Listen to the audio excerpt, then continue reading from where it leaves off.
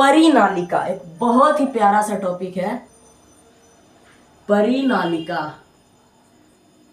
Exam में आने के लिए बहुत बहुत इंपॉर्टेंट टॉपिक। परिनालिका किसे कहते हैं? देखिए, परिनालिका क्या होता है, सबसे पहले हम लोग इसका परिभाषा समझेंगे, फिर उसका फिगर लिखेंगे। किसी चालक तार, चालक तार मतलब जिस तार से करंट पार हो सके, किसी धारावाही चालक तार को विभिन्न फेरों के द्वारा यानी अलग अलग फेरों के द्वारा एक खोखले बेलनाकार विद्युत रोधी कुंडली यानी एक बेलनाकार खोखले विद्युत रोधी कुंडली पर इस प्रकार से यानी सर्पिल रूप से लपेटा जाए, तब ऐसी व्यवस्था को परिनालिका कहते हैं। कुछ समझ आया? बिल्कुल नहीं आया होगा। आइए फिगर से समझते हैं। चलिए, हमने बोला तार, सबसे पहले हमने बोला तार, तो हम तार बनाने से पहले जिस चीज पे तार को लपेटते हैं वो बनाते हैं। तो ये हमने बनाया एक बेलनाकार यानी एक बेलन। आपको बेलन के आकार के बारे में तो पता ही होना चाहिए। एक सेकंड में और अच्छे से बना देता हूँ। तो ये हमने बनाया एक बेलनाकार संरचना।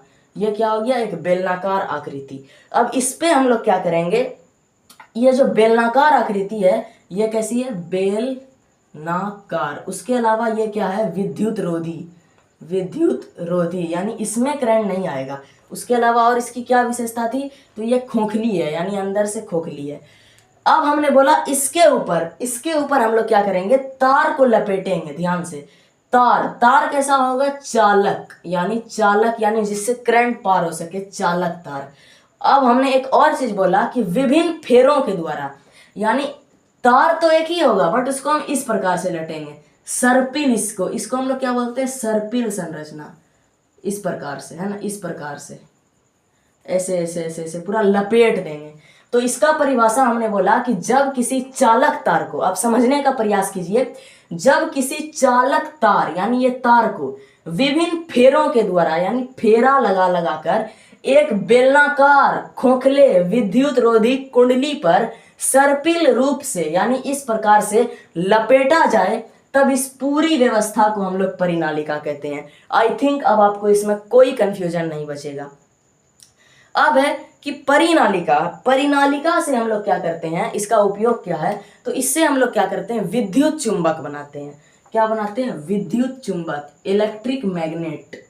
अब ये कैसे? अब ये विद्युत चुंबक क्या होता है? चलिए, विद्युत चुंबक की परिभाषा ये है कि जब किसी चुंबक की पदार्थ बोले तो अभी मैंने बताया लोहा, निकेल इत्यादि। तो जब किसी चुंबक के पदार्थ को परिनालिका में रखा जाता है, किसमें रखा जाता है? परिनालिका का प्रयोग किया जाता है, तो उस चुंबक के पदार्थ में एक प्रबल विद्युत धारा यानी पावरफुल इलेक्ट्रिक करंट फ्लो होती है, प्रवाहित होती है, जिसके फलस्वरूप अस्थायी रूप से यानी टेम्पररी, कुछ समय के लिए उस पदार्थ में चुंबक का गुण यानी कि चुंबक का गुण मैग्नेट की पावर आ जाती है। इसे ही हम लोग विद्युत चुंबक कहते हैं। यानी किसी चुंबक के पदार्थ, कोई चुंबक पदार्थ जैसे लोहा, इसको हम लोग इस पे परिनालिका पे रखें और बहुत तेजी से हम लोग क्या किए? इलेक्ट्रिक करंट इस पे प्रवाहित कर दिए। तो उससे क्या हुआ? ये जो लोहा था ना, वो भी चुंबक बन गया, कुछ समय के लिए ही सही, लेकिन चुंबक बन गया। तब इसे ही हम लोग कहेंगे विद्युत चुंबक।